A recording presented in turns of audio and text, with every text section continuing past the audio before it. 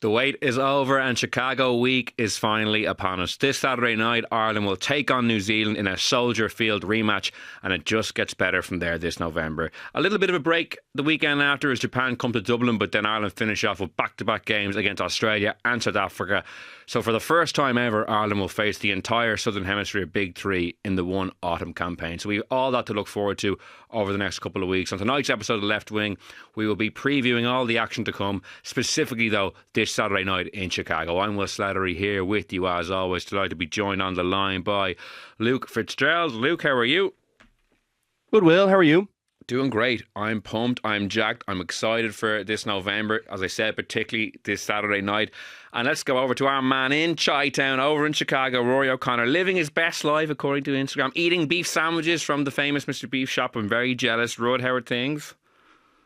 Very well, thanks, Will. Not going to complain. It's been a lovely couple of days so far. Feels like we've been here longer than 2 days, but it's a great town. It's my first time back since 16, and it's one of the best cities in the world, and it's a great place to come and do a bit of work and see a bit of rugby. And it's been good so far, and it'll only get better as the week approaches. A couple of Irish fans already in town, not too many, but it's expected to build. I think it's going to be 5-1 Irish to New Zealand, and I think, you know, rugby is obviously a big deal over here. I'm sitting in the stadium where the Chicago Hounds play, the team, the local MLR team. But it's I think by Saturday it'll kind of leave its mark. Yeah, you said, you know, you've been there 2 days. It feels like a while. Like Ireland went over last Tuesday. You know, they've been there around a week now. And this build-up is even more important than an ordinary build-up because of how little game time a lot of the guys have played. So Andy Farrell really needs this time to kind of hit the ground running. Like, what sense do you have of how they've spent their week and how things are going and what kind of build-up it's been thus far? Yeah, we're kind of in the middle of our first interactions with them, so they didn't do any. They did kind of remote media last week because no one was over, and we just spoke to Josh van der Fleer before they trained. They're training at the stadium here, SeatGeek Stadium, which is a bit out of town. It's beside the airport, but this is where they've based themselves. I think they didn't like the training centre in 2016. They were, I think New Zealand are actually training there, in the university this time, but they're training here later. So they've done kind of a bit of social stuff. They've had a couple of heavy sessions. I think Saturday they tried to get it to almost test match intensity. I know you can't do that in training, but they were saying that the training session they put in on Saturday was to try and get them up to speed in terms of what they're going to face next week, which is a very difficult thing to do in a training scenario. But Farrell has obviously decided that it's a better way of doing it than the lads playing in URC last weekend against Zebre and Interpro team Munster Connacht, or for the Ulster players to be in South Africa, which would have been logistically challenging. So we brought them over here early. He'd often do that in a European setting. He'd go to Portugal for the 10 days before the opening game of a window. He did it last year. It didn't work. Ireland didn't play well against New Zealand in similar circumstances.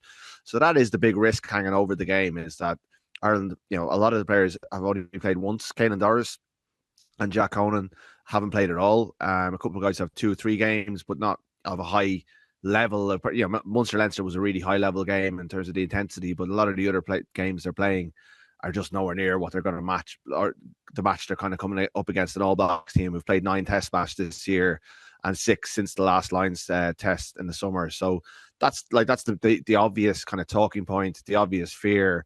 They're doing everything they can to, you know, like Luke's been in this scenario before where you're sent out into the media and we ask, are you worried about this? And they say there's no excuses, but in the backs of their minds, there has to be a bit of a doubt over whether they're ready for this physically, because it's a huge jump to go from URC, one game of URC to a test match against the All Blacks. And I don't see training bridging that gap personally, but that's what they're trying to do. Yeah, Luke, what's your view on that piece of it? Like, you obviously, you know, played for a long time, you know, internationally and at club level. Like, how unlikely is it basically that Ireland are going to get up to pitch this Saturday, having played so little rugby comparatively to the All Blacks?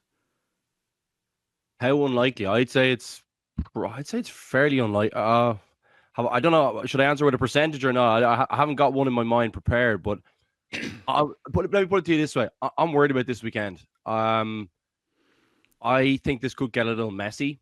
And the other people I've spoke to who would have the same, well, far more experience than me, people who've been there and done it, I think they're of the same opinion from what I can gather. You know, I heard 15 points from someone who I really respect, and I think I think that's probably that's what might happen.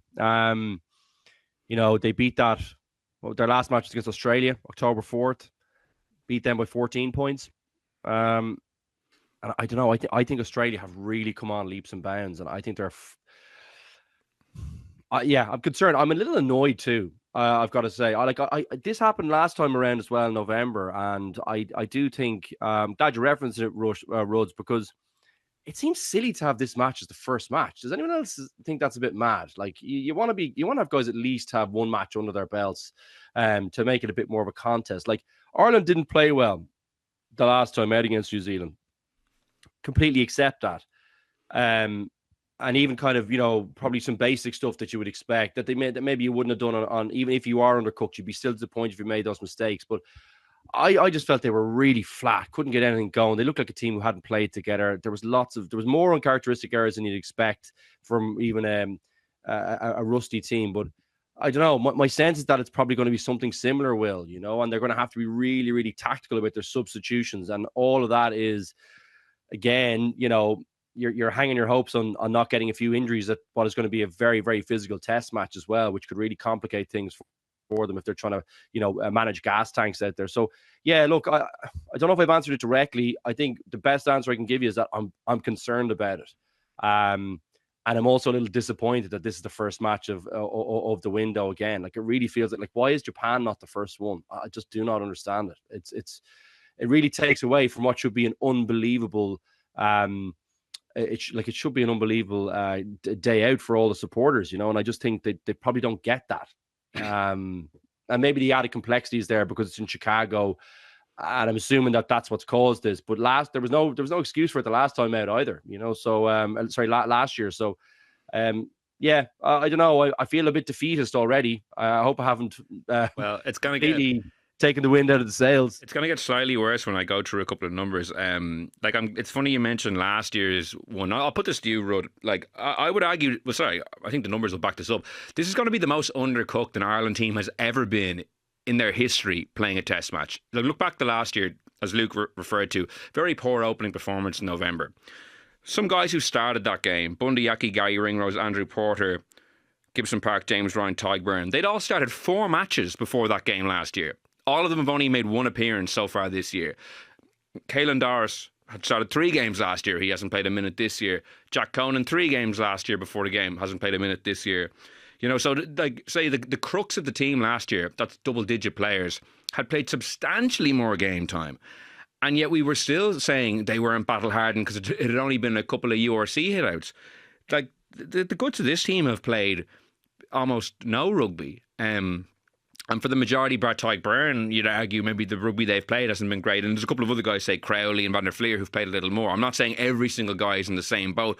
But when you're talking about almost double-digit players having played so little rugby, I do think it's the most undercooked you'll ever see Ireland ever playing a Test match. Yeah, and a year ago, there was alarm bells over Ronan Kelleher because he got injured in the first game of the season over in Treviso, and he played about 20 minutes, and everyone was alarmed about that. And his performance reflected the fact that he was the starting hooker because Dan Sheehan was out injured.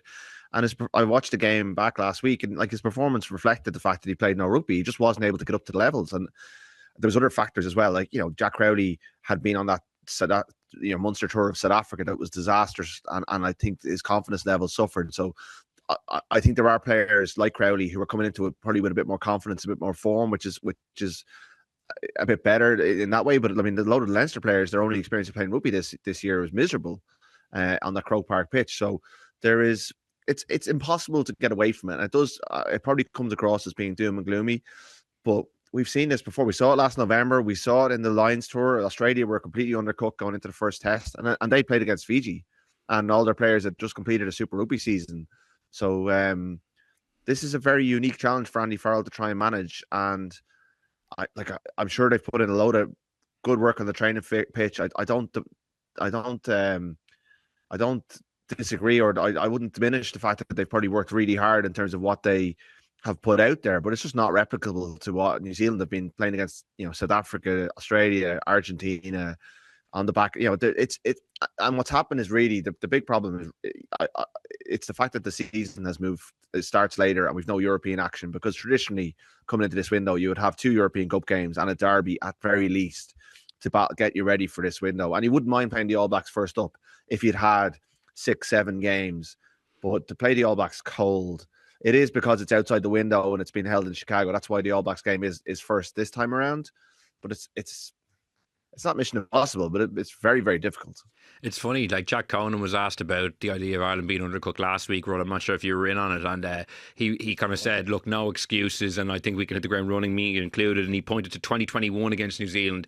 He said, oh, we were a similar boat, and I actually just looked it up. It wasn't similar at all. One, Ireland had played Japan the week before, but two, everyone had pretty much played at least 2 league matches. Even Johnny Sexton had played 3 URC games before that window. The man who like barely played a URC game probably in the last 3 or 4 years of his career. They'd even got him pretty battle hardened, because that was like a jumping off point and a real launch pad for the Far Lair. And it was just interesting that he brought it up, because I don't think it's similar at all. I don't think there's a historical similarity with any window. And the risk is that, like last year, they played like a drain against New Zealand, got beaten well in the second half, and it kind of bled into the rest of the season. Yeah, it kind of infected the rest of November. They'd never really recovered their mojo. I know they won the games, but the performances were kind of stop-start, and they never got into flow. And then the Six Nations, there was moments, second half against England was great, but they never really got going the whole year. We obviously had the disruption with Andy Farrell, and there's a lot being put into the idea that Farrell's back and he's got the band back together, and they're pivoting towards 2027. And this is almost like the launch of a second phase. He's done his Lions thing. Now he's back with Ireland. We're kind of pivoting towards 2027. But if it gets off to if Luke's esteemed contacts are right and they lose by more than 15 points, then that's a massively damaging defeat to the credibility, to the confidence. Already pundits across the world are expecting Ireland to tank this year. They think that Ireland they're selling Irish stock. They all think that this is an old team who's about to fall off a cliff a little bit, and people are even kind of comparing them with Wales and having an aging team and holding on to an aging team for too long. I think that's extreme, personally, but I do think that they are a team who have been kind of running on fumes a little bit in the last while. And even if you don't believe that perception internally, if you lose heavily to New Zealand, that's just going to be the dominant narrative externally for the rest of November. And you're playing against an Australia team who don't win games, who are playing very well, and the best team in the world in South Africa, who are gunning for you because they've never won under Razzie at the Aviva Stadium. So it becomes a tricky window. So they got to try and get it right, and they've got to limit the damage that lack of preparation can inflict on them. They've got to produce a performance from somewhere. There's a lot of brilliant players who've done it before, but never in these circumstances. And the way you've outlined it there, I hadn't probably appreciated the extent of how historically difficult it's going to be. It's going to be really hard. Luke, the only thing I'd say, Rhodes, and I think from a PR perspective, it's probably the only thing I disagree with what you said there, is that I think with South Africa at the end of the window, if they beat Australia and South Africa, I think the mood music will be, because South Africa, I know it was a very tight rugby championship, but they're still the best team, I think, in the world. I think we can say it's probably them in France, I think, at the moment. I know maybe that's just my opinion. Obviously, that's subjective, but I think it's still South Africa for me. If there was a World Cup tomorrow, I think they're probably the team that are still the favourites to win it, right? And I think they can save it, provided this isn't a complete blowout, on the weekend, if they win that match at the end. So that's the only thing I disagree. I think you're on the money with everything else. I think, it's the concerning thing is, and there is that growing narrative. And look, the numbers in some senses don't lie. When you see the age profile of the squad, I think it's probably a little bit alarmist. Probably a little bit away from the truth. And Ireland probably only need to bring in 2 or, if you got 4 guys into the team over the next 2 years, younger guys, I think that'd be a result, and that would freshen it up, and that'd kind of be normal enough turnover. The question is, are they probably in key enough areas? Are they big enough players to take over the mantle of what is, I think particularly Ireland starting probably their 20 guys who are really, really, I wouldn't say, probably world class. I'd say they probably have 20 guys who are really, really top quality players, and do you get some changeover in that 20? That's probably the big question for them, and how good are the guys coming through. But from a coaching standpoint, the challenge is, and this is why I'm worried about the weekend. I think Ireland need a little bit of a change and a freshen up, right? But the one thing you'd always say about a team when they're coming in cold against a team that's battle hardened, and still a very good team, you probably want to do the basics very well and focus on doing those things, because they're probably the most deliverable things under pressure against a good team that has been playing for quite a while, right? But I don't think that's going to be enough. I think Ireland need a little bit of, a bit of je ne sais quoi. They need something into the game plan to just freshen things up. That's my take on things from what I'm watching at the moment. I think it's not quite an overhaul, but they need to freshen things up a little bit. And the other thing I would say is that I wanted to mention as you were kind of speaking was, I think, what might actually end up being quite useful for this team, and this will be very interesting around the selection. I think the 10 thing really shook the team up last year. And I think that was a big factor in why the team didn't really flow through the championship very well and didn't flow through November very well. Frawley looked like he was, coming in on fire after the South Africa tour, completely blew up and was treated quite badly, I think, by the coaching staff, I thought, afterwards, and he completely tanked. And then there was a lot of chopping and changing. Crowley, obviously, I thought he was treated pretty harshly as well, versus kind of Prendergast, who then got more chance. So that's obviously a key component. Now, everyone will say, well, Gibson Park's your guy, and he takes most of the pressure off your 10. So, how important is the 10 for Ireland? I don't buy that. I still think the 10 is an unbelievably important position on the rugby pitch. And I think maybe what might be beneficial, or maybe something that's maybe a positive versus last year, is that it looks like Crowley, to me, is probably coming in great form and nearly has to be selected. We're still waiting on that. Don't know if that's going to be true, but that's my take on maybe one positive tint. And can they, the challenge for them again is going to be to round off what can the coaching staff deliver on the weekend, and is it deliverable under these kind of circumstances with everyone so undercooked? Yeah, I think you raised a few things there that I find interesting. And one of them, and like Rod, you kind of touched on it earlier, like Luke, something about the coaching staff can maybe do, and you touched on Andy Farrell coming back, and that's significant. I want to read you some quotes from Tadhg Byrne after the first Lions test, because I think in these quotes lies the spark needed for this weekend. Like he said, Tadhg Byrne said, I felt the pressure, I'm not going to lie. There are some things that you can't shy away from. A lot of people calling for your head out there. I know my performances to date weren't up to par. Faz put a lot of trust in me, and it was an honour to be selected. I had to put in a performance today. Andy had a quiet word. He said a few things. He puts a little pressure on you without putting too much pressure on you, as Andy does. It gives you motivation, and it gives you a little bit of a realisation as to where his head's at and the opportunity that's being presented to us. Those words certainly sat with me for the 24 hours leading up to the game. And we know Tadhg Byrne delivered an unbelievable performance in that first test, and an unbelievable test series performance, as did Tom Curry. And I kind of cut it out for brevity, but he mentioned that he talked to the back rows in general, not just to Tadhg Byrne. And while ideally you don't want to have to give that kind of speech to an entire team, I think that's probably what's required. And I don't think that's a bad thing necessarily. I think maybe it's coming at a good time to get Andy Farrell back in, specifically after that like hiding Leinster took against Munster, because I think he can push some buttons this weekend and potentially produce a performance. Like Rob Kearney was talking to Joe on the Indo Sport Pod earlier, and about Joe famously in Chicago last time saying, we need a big one from you today, Rob.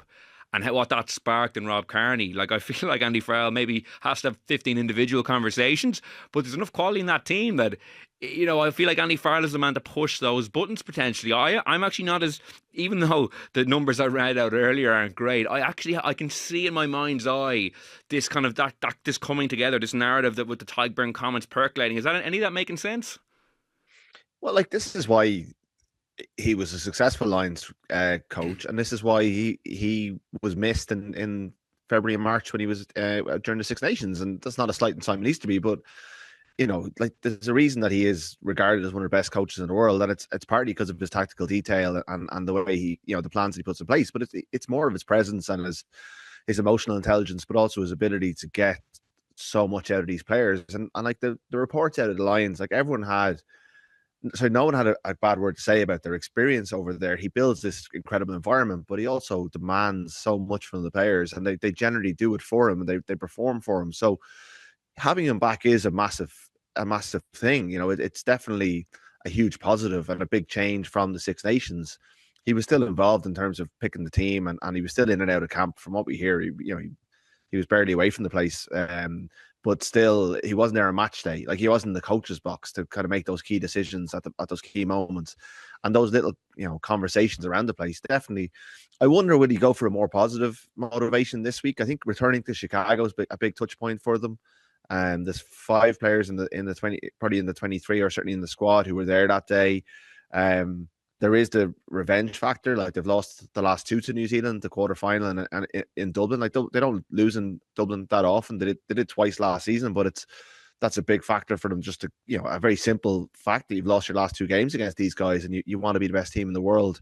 Well, the best team in the world don't lose to teams three times in a row. So there's buttons he can push, and there's a lot of players out of form, but he's always stayed loyal to those kind of, form has never mattered to him that much. He's always seen through form and has a kind of a good eye for class, and will back class over form any day of the week. And it's worked for him by and large. I do think that there is an argument for playing players who have a bit more game time and are in sync and in rhythm and in form, like go Crowley over Prendergast because he's just playing better at the moment. To pick Tommy O'Brien because he's fast and he started the season fast and he offers you something different.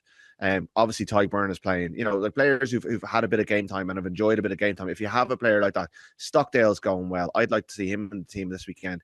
There are examples of players that, in a 50-50, I would personally go with the player who's demonstrated a bit of form this season, but that's not the way necessarily Andy Farrell's going to pick. Do you not like the first two guys you named there? I thought were definitely going to be playing, like in Crowley and Tommy O'Brien. Like, obviously you can't read Andy Farrell at all in his selections. He does like to go by what's delivered before, but like, what kind of team do you expect to see? I don't know if there's any kind of murmurings from. It's early days, but I would expect Crowley to play. But I think there was still a question coming over, even though everyone saw what they saw in Croke Park, and the majority of pundits and fans would back the player that played much better in that game. There was still a sense that Andy Farrell may just go true to his kind of the plan, stick to the plan, and back Prendergast and go for cohesion. But I don't think that's going to happen. I think he's going to go Crowley is my sense of it. And O'Brien, I think, almost definitely starts because he's the form right wing and he deserves to start. But also, there's not really that many options either out there with Nash and obviously Mark Hansen not here. So yeah, I expect those selections to happen. There's a couple in the back row that are still 50-50, and I'm not. I don't have any intel on that. Like, do you go with two players who haven't played a minute this season, and Conan and Doris? It does look like Doris is going to be fit to play. Or do you go with players who've played a couple of games, got a bit of minutes? Like in 2016, Joe Schmidt left Sean O'Brien and Peter O'Mahony behind because they hadn't played enough rugby, and he went with Geordie Murphy to start at 7, and he had Josh van der Fleer coming on for his third test off the bench. Like, he backed the lads who were in sync and playing. I think if there's a 50-50, personally, I think you should go with lads who have a bit of rhythm under their belts, a bit of form, a bit of confidence. And I like he may well go and do that. There's not a lot of them is the problem, but there's a couple of different ones that he needs to work out in his head. The team is fairly, I'd say, along predicted lines, but there's still one or two decisions to be made. It'd be interesting if Doris goes back in, having not played since the Northampton game, which is, it feels like years ago now. But either way, either him or Conan, one of them is going to play, you'd assume, and neither of them have played any minutes this year. Albeit Conan's obviously played a lot closer in the line store. Luke, just to take a step kind of back from Saturday for a second and look at November as a whole. Like we discussed it there. Like, we have Japan to come, and then Australia and South Africa, which is a great 4 weeks of rugby. But like, how important are this the bare results for you, and how important is it to see the current players, the established players who are maybe getting a bit older playing well, and how important is it to maybe look at one or two new or three new faces? Like, how do you weigh up those three different things across the 4 matches in your head? Well, Japan's clearly the one you're going to be, making some changes for. They'll be obviously traveling back. There'll be definitely sore bodies after the New Zealand game. So that's the one where I'm kind of probably giving a few opportunities to guys who maybe haven't felt the love the last while, or have made a hot start, or some of those people I said I kind of mentioned, maybe is it 2 a season probably, or 3 a season that you probably need to be kind of breaking into your squad to kind of keep things fresh. Maybe 2 a season is probably more realistic, just in terms of turnover. So yeah, you probably need to see a few of those guys who maybe you've kind of spotted and have thought, well, maybe that person can do it in the green jersey. So that's the one that game is definitely an opportunity for that. And I do think results, I think it'll be important to get a result against Australia. And depending on what happens this weekend, I think that'll probably impact what I think about that South Africa match. I think it could be a result at all costs if this is a blowout. If this is tight enough, I'd probably say, do you know what? I'd probably take a performance and a tight scoreline, because I think that's a very good South African team and they pose a lot of problems for us, particularly in the pack. They're a real tricky challenge for us, I think, on when they're firing. It's an interesting window, Will. I touch on it. What one thing I would say is, and this is important to me from what I can see with the Irish team, I need to see some development on the attacking side of the ball. I'm watching that really closely with this team. I think it's important to start. I don't know if you need to tweak or you just need to sharpen things up. I'm a little bit lost in my own thinking about it, but I know I need to see some more from them, where it's just a little bit more creativity, whether it's in the kicking game, whether it's in the carry game. Maybe it's at ruck time, but I need to see something more efficient and something more effective from the Irish attacking side of the ball.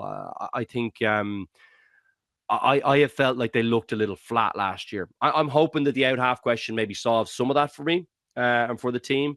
I feel, my gut feeling is that there needs to be some coaching, some new thinking from the coaches on that as well.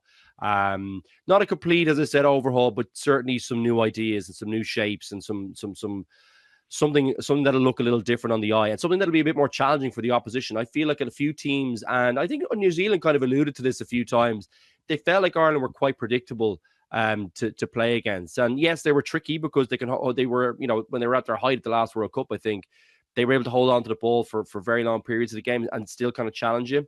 But my feeling is, as time has gone on since that, it's been easier to defend against this Ireland team. And I think they have enough attacking weapons that shouldn't be the case. Jack Crowley's tactical kicking game and kind of offensive kicks have been pretty good this year. Like, is that something you think he might bring to the table on Saturday? I hope so. Like, I do. The one thing I would say about, and I have a huge amount of respect for Farrell.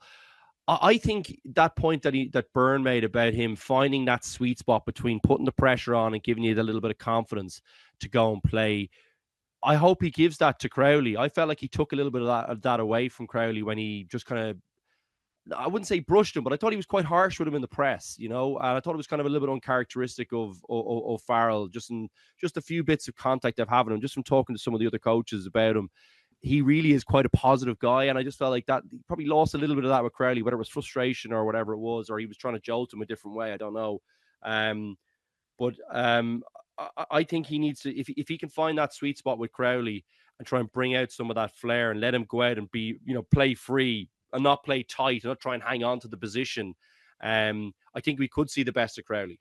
And if he can do some of those things that he did against Leinster, like, those things will work against any team, Will. You know what I mean? Like, I know Leinster didn't play great, but some of that kicking was brilliant and really accurate and very difficult skills to execute under pressure. We can do that. And I think he's got a pressure kind of head about him. So I do think he can deliver on the international stage, provided he's given whatever he needs to get from the coach. And he'll know more, I think, about what it'll take to get Crowley up to speed and to get him purring.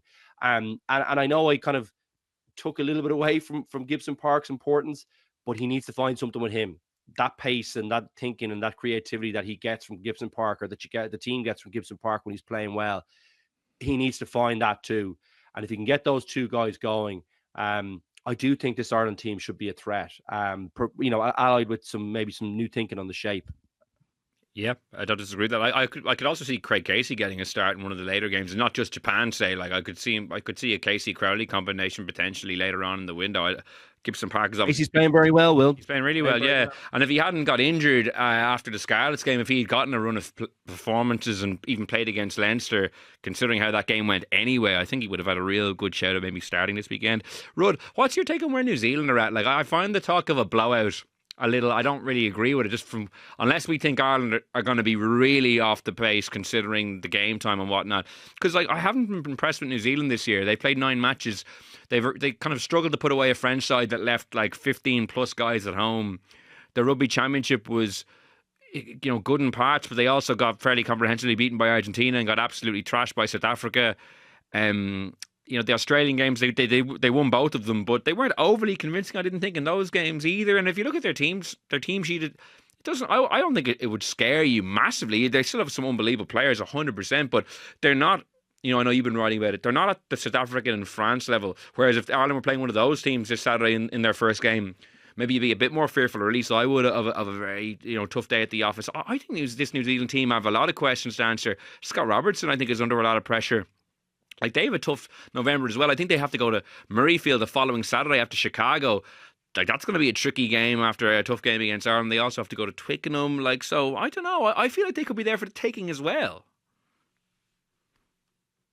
If it was if both teams had a similar build up, I would definitely think I would have Ireland as a real chance in this game, because you're right that this is not a vintage New Zealand team. They only lost the Rugby Championship on points difference, so it's not like they're absolutely terrible campaign. They dropped the game over in Argentina, and then they got a record defeat at home to South Africa, which kind of, no matter what else they did this season, that's probably what the season will be remembered for, because losing at home by a record margin to the world champions is just so damaging to the New Zealand psyche. And even just the way the New Zealand media spoke, our former players spoke about the way that result and how that whole game unfolded, and how damaging it was to the whole sense of an aura, a mystique, the All Blacks jersey, that kind of that they used to have, that it's just been chipped away. It was chipped away in Chicago 9 years ago, and every time they lose like one of their records, it just diminishes that aura every time, and it makes them more human and more beatable. And for this group of Irish players, there's that's long gone. They've played 10 times since. It's five each, and New Zealand have managed to win the two that really mattered. It took an all-time great performance to do it in 2023, but they're not as good as they were in 2023. I don't think Ireland are as good as they were at that time either. So they're trying to play a different way. Their defense is far more aggressive off the line, playing with more line speed. I don't know how convinced they are in themselves on that. Like, it's a little bit disjointed. I think there's opportunities there for Ireland to get to exploit some lack of cohesion in that defense. But what they do have still is they have players like Ardy Savea, Will Jordan, Bowden Barrett, Geordie Barrett. Like, we all saw how good he was playing for Leinster last year. They have players who have incredible speed and ability to make things happen out of nothing, and they can still turn a mistake into a try in a matter of seconds. They haven't lost that. They just don't have that same. I think it's the pack, Russ. It's the pack. Any like you look at the names down the pack, and you're kind of going, there was 15 years there where you were going, gee, like, there is, 10 or 15 like world class guys, like top class guys, and a few like some of the best players of all time kind of littered through there, that kind of way. Yeah. And you get Boris or Villa, you're kind of looking through going, well, who do you really fear there? Probably that's one area of the team maybe where I still think there's a difference. And the other thing I'd like to ask you about is what about the kind of coaching situation? Is there anything kind of destabilizing there? Is that like, I do wonder how transferable that kind of Crusaders mindset is into the New Zealand camp, which is obviously why Robertson is in there. But you have a few guys leaving there, like, obviously I think, McDonald was a little bit more, it sounds like, contentious, but nothing's really come out about Holland. But like that he's decided to leave at the end. You don't leave a setup that's going, the All Blacks is one of the best, most coveted coaching jobs surely in rugby. Even if it's as an assistant, like, I don't think if things are going well, you're leaving, if that makes any sense. Yeah, I think that's 100%, Luke. Like, it's not like nothing's come out about it yet, but it's definitely been reported on in New Zealand as being like a setup in turmoil. And it's not what you would plan at this stage of a World Cup cycle, that you rip up your attack coach leaves and you have to go find someone else when you've done two years of building. And definitely, like, we got Robertson in the hotel yesterday and had a press conference with him, and even the questions he was being asked, it's definitely there's a lot of question marks over them. It's not like they're coming here on the back of a brilliant season feeling really good about themselves. There's a lot of question marks over him. He's obviously got a very different style, and that worked for him at club level, but at international level, with the increased scrutiny, the increased media, he's probably a little bit less certain of himself. And I think that like even the people who kind of cheerleaded him into the job are now starting to doubt whether that was the right decision, because he nearly unseated Ian Foster a year out from the last World Cup. He was the popular choice. He was the fan favorite who was there the whole time, hovering over the Ian Foster regime. And now he's in, and it just hasn't kicked off at all. There's been no real lift off. They don't look as good as they did in that last year under Foster, and that's weighing on them. So they are under pressure as well, and possibly under more. Like there's always more scrutiny in New Zealand anyway. So there's a real expectation on them, and like everyone in New Zealand knows that Ireland haven't played a game either. So in some ways, there's a free hit element for Ireland that New Zealand are expected to win. I think the bookies have New Zealand a strong favourite. So the pressure a year ago, the pressure was all on Ireland. Whereas this time, the external pressure is all on New Zealand, really. Like Ireland expect themselves to perform. We expect them to be good. But we all understand that they've had such bad preparation. Whereas New Zealand should win this game. But they're not. I don't think they're in a position now where you'd be sure of them winning any games against a top level side.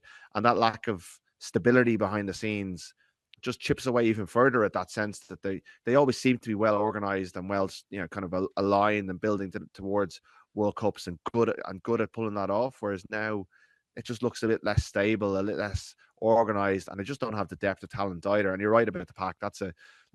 They're not as good there, and their set pieces under a lot of pressure. They're missing a couple of locks, just as they were in 2016. So their lineup could come under pressure. So there's a lot of uncertainty around that. Again, it's the reason to doubt Ireland. There is a little bit of a worry that this is a team in decline, but the main reason with Ireland is it's just that simple fact that they haven't played enough games.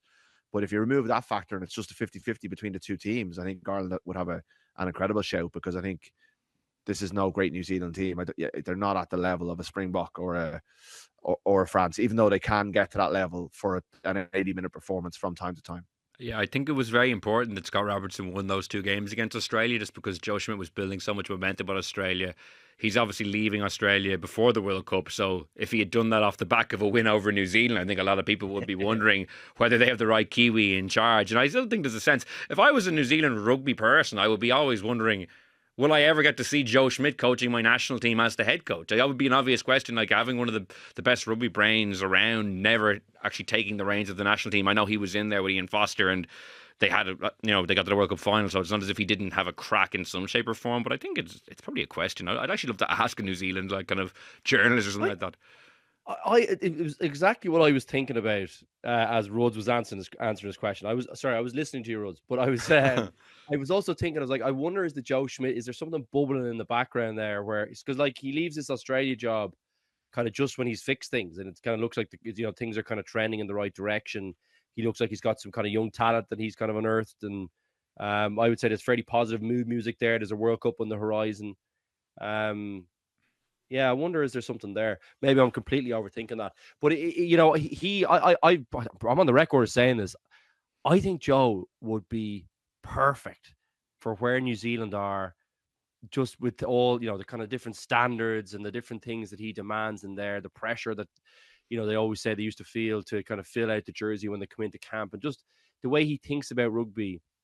I think it's so perfect for the New Zealand. If I think of the great New Zealand teams and how they played, and if you think of some of the great Joe Schmidt teams that played, there's kind of a lot of similarities. Yes, fairly pragmatic, pretty creative, but also very like the low mistakes, brilliant ball handling, all those kind of things that you always associated with New Zealand teams that have kind of gone away in the last while. Like I used to play some of those New Zealand teams I played against, that were kind of led out by McCaw and Carter. Like I don't remember them dropping a ball. Do you know that? Like I like the last couple of years I watched New Zealand teams, and I'm going, God, like it's a bad pass. Like I just never associated those things with New Zealand teams. Or it was like a real rarity. And I just see it the last 5-6 years, I have really seen lots of those things creep in.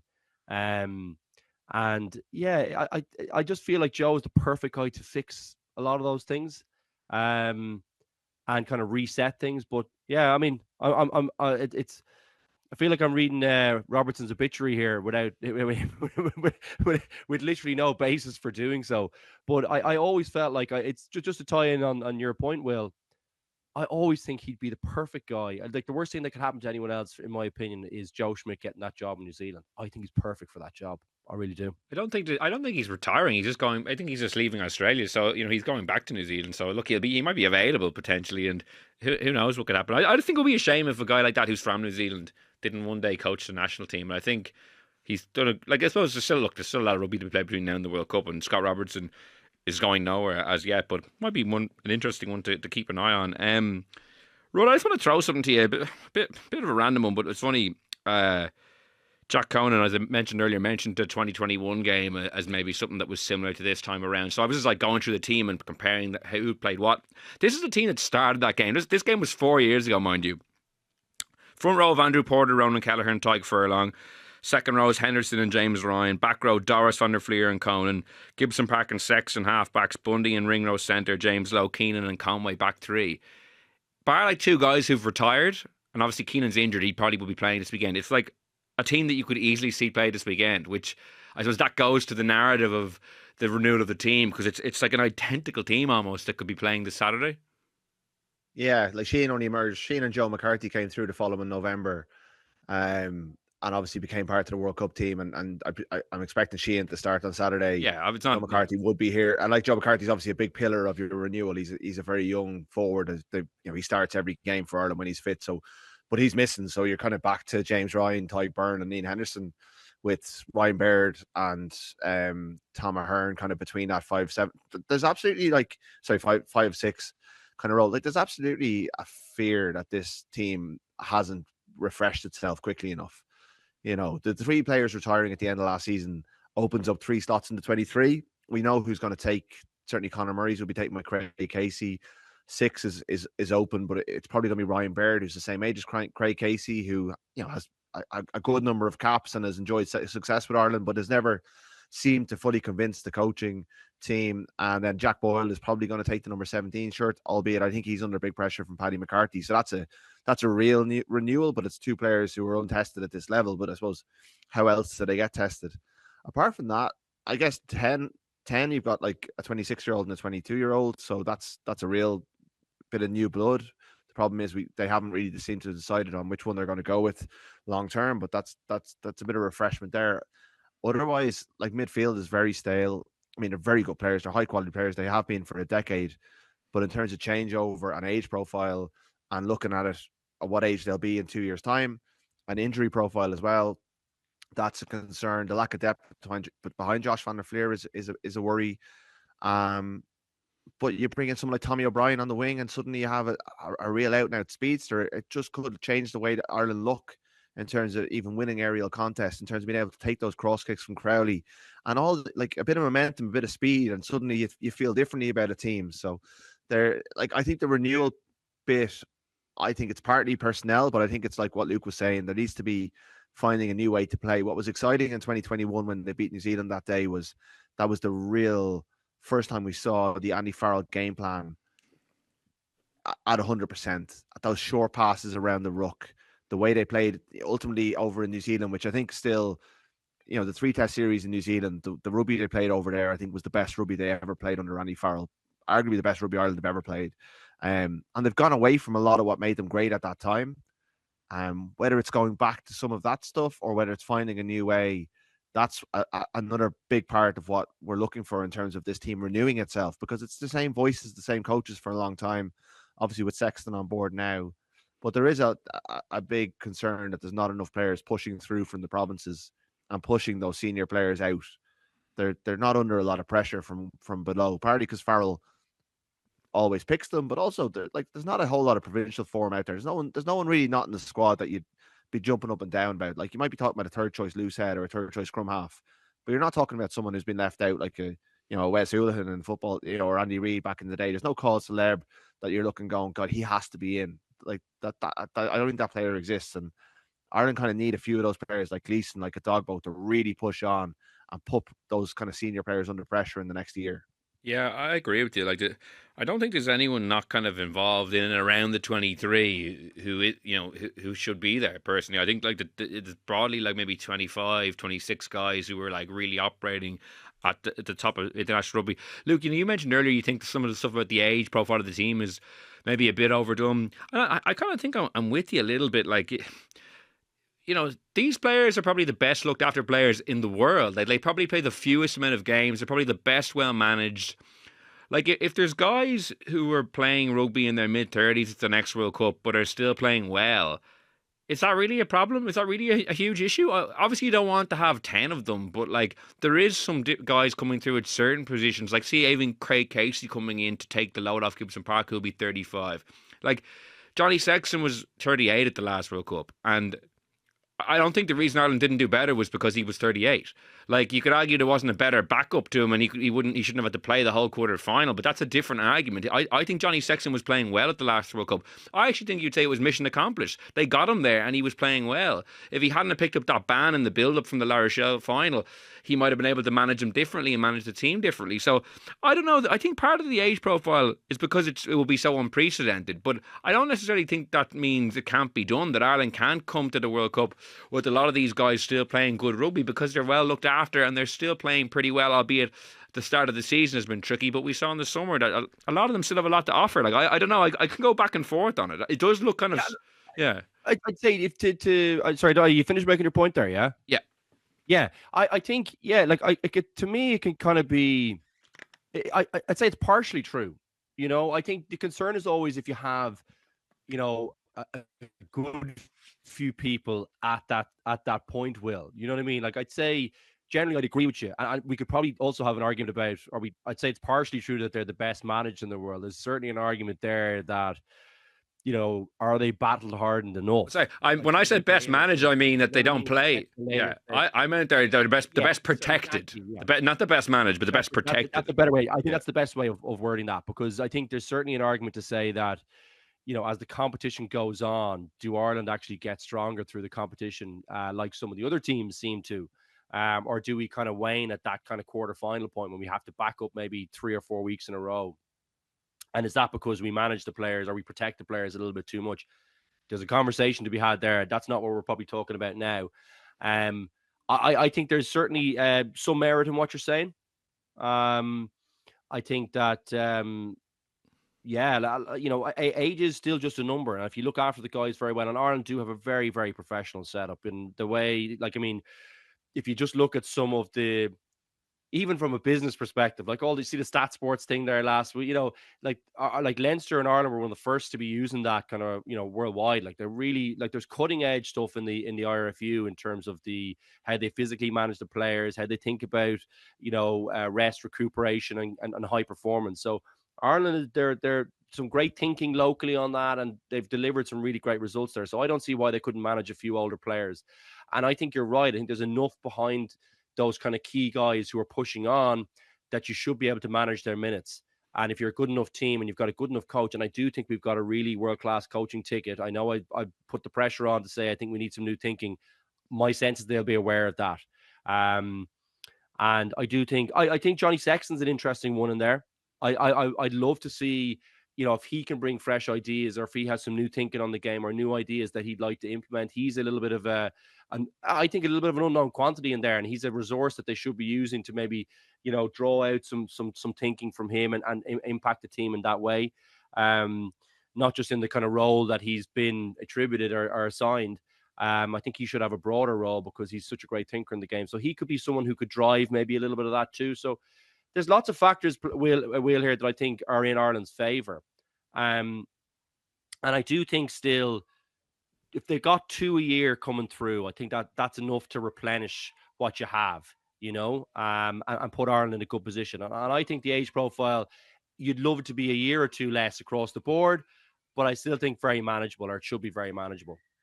Yeah, well, if you get to 2027 and you're still reading out the 2021 All Blacks November team as it being very similar, then you're probably in a little bit of trouble. Pushing it a little bit, yeah. No matter how good your S&C is. Yeah. Rud, I know we have to head in a minute or two or a few minutes. Is there anything else kind of November related that you think is worth bringing up, or anything either around this Saturday or the campaign as a whole?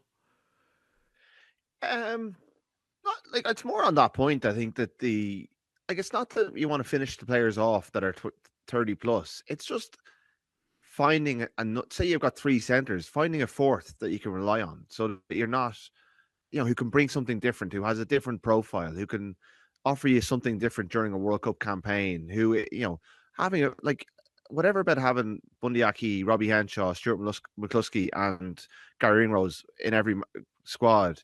Like, as they get older, if Ringrose goes down, it's going to be harder and harder for Henshaw to play 13 at the highest level. Like, you kind of have to find a young 13. They're all still able to do it, but your combinations get more difficult to pair them with because you lose that bit of speed over time. It's just natural. I think there's what I would like to see Ireland develop as well as a transition game. I'd like to see them be better on counter attack, to be able to run back the ball back sometimes and to present different threats in that area, because I think they're too predictable, and teams kick to them knowing they're probably going to get it back. I'd like a bit of change up there and a bit of a different kind of threat, and to use maybe the pace of O'Brien in that way, to even the power of Osborne, to just change up the picture and just develop and become a slightly different team, because it's 2 years from a World Cup. This is when it has to happen to be have those myriad of threats in 2 years' time. You need to start layering on that detail now. And as Luke said, it's probably quite difficult to do it this week in Chicago, because you're trying to get your basics right and just produce a performance that's good enough to beat the All Blacks. But over the course of the 4 games, you just like to see a couple of options emerge and a couple of different strands to develop into their game that just means it's a little less predictable, because I think it's got a bit stale in the last 2 years since the World Cup. And I think they're playing on memory of the way they used to play, and they need to have something kind of slightly new and slightly exciting that they can buy into for the next 2 years and build on that to get to that World Cup and be a bit more fresher, because you can still be fresh in your 30s, but you need new ideas. It can't just be trying to play the hits. So there's a bit of trying to re-energize them through Farrell coming back, through Sexton being there, with a bit of fresh blood, not wholesale changes, but a bit of fresh blood here, there. And players like, say, Baird or Ahern coming in and taking ownership of that 6 jersey. Someone like O'Brien coming in and announcing himself to the world. Like, he's going to need 2 caps and he's going to play against the All Blacks on Saturday. How exciting is that for him? And Crowley putting a stamp on that number 10 jersey and saying to Prendergast, you got to be unbelievable to get that back off me, and owning this window so that, he's in control of that jersey going into the Six Nations. All the players taking the opportunities that are there, so that we're coming out of the window feeling really good about the Irish rugby team and not having all these question marks that I think are hovering over them, and that sense that people have that they're a little bit on the slide. And I don't know if you get that from 2 wins out of 2. I think you have to win at least 3. He's picked the strongest squad. He's picked all his big hitters. If you're going to do that, you kind of have to keep your record of winning big games going. And that's going to be a huge challenge the next couple of weeks. So there's a delicate balance of trying to freshen it up, but also keep winning. And I think they've got to get 3. And if they lose on Saturday, that just puts them in a bit of a corner, because that means you have to be perfect at home. Okay, I'll let you out of here with your prediction. Who's winning on Saturday, and how many wins do Ireland finish with in November? 2 wins, and I think they'll lose by a score. Ooh, well, we'll see how things develop over the next couple of weeks. Myself and Luke will give our predictions in a minute. I know you have to get out of here. Rud, thanks so much for joining us. Cheers, lads. Talk to you soon. Luke, that was Rud's predictions. I'm not sure how you're feeling. I have a feeling Ireland are going to turn up on Saturday. As I said earlier, the Tig Byrne comments, I can just see Andy Farrell pushing a few buttons. I don't rate this New Zealand team that highly. Now, the undercooked stats that we were bandying about earlier would give you cause for concern, but I have a feeling that the Chicago factor ignites something and they might get a win. I'm going to go Ireland to win on Saturday, but I don't think they'll beat South Africa at home. I think South Africa are just that step ahead of where Ireland are at the moment. And the last thing on Rassie Erasmus's CV, I think, to tick off is basically a win in Dublin. He's won everywhere else. He's won multiple World Cups, multiple Rugby Championships, a Lions Test Series. So he'll be gunning for that one. But I do think they get off the mark on Saturday with the good performance and a win. What's your read on both Saturday and the whole month?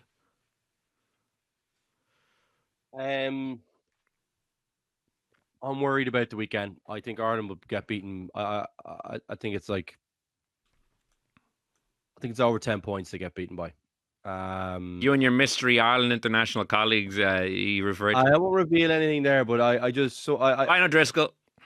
It was I think I think it's the undercooked piece that gets me a little bit, and I haven't seen enough from too many of the guys. That I think they can raise their game for 80 minutes. It could be close. I think a result would be if it's very close in 60 minutes.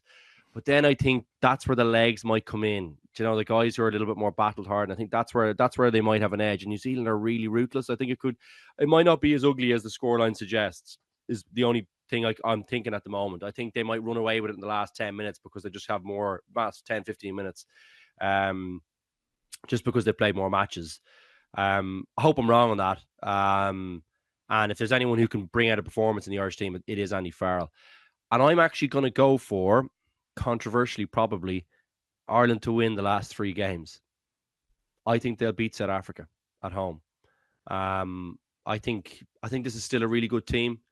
I think I like some of the dynamics. I think if the 10 thing kind of plays out and there's a little bit of solidity there, a little bit of, okay, this is our guy. I think that'll be a good thing for the team. And I still think there's some real quality there. And I think they'll get back up to speed after a couple of internationals. And it's still the guts of the Lions team that is out there. And I think they're still pretty damn good. And we're pretty tricky to beat at home. We're tricky to beat at home. We're really good there. So I'm going to say they get it right for the last 3, but don't get it right in Chicago. Yeah, it's funny because like last year, Ireland started poorly against New Zealand and they didn't get any better. Like, it's not as if by the end of the window against Australia they played class and it all clicked. They never actually got their legs under them, really, and it was actually kind of 4 disappointing performances. So I take your point. I'd love to see like the team pitch up on Saturday and then pitch up 4 weeks later or 3 weeks later and look battle hardened and the way we know they can. But I think last year's show, there's no guarantee of that happening over the course of a window. Do you think the 10 thing played into that last window? Well, it was certainly a massive variable. Like, as in, you had Crowley starting week 1, and then Prendergast getting the nod, and then that was jumbled. So it will be interesting to see how it goes. And obviously, the team selection on Thursday will tell us a lot about what he's thinking and even just what combinations he can go to, because some of the guys have played so little rugby. But it's going to be a fascinating November. Like, it's, as I said at the top of the show, it's the first time ever Ireland have played the Southern Hemisphere Big 3 in one window. And there's so much to get excited for. New Zealand first, then Japan, then Joe Schmidt coming back to Dublin possibly for the final time, unless he comes back with the All Blacks, as we said earlier, in a few years' time. And then Razzie coming to town, where he's never won. But that we won't be teeing that up for another couple of weeks. It's all about Chicago for the moment. I'd like to thank Rudd for joining me earlier, Luke for joining me as well, and for all you for listening as well. We'll be back next week to recap that Ireland-New Zealand game. Until then, thanks so much for listening, and goodbye.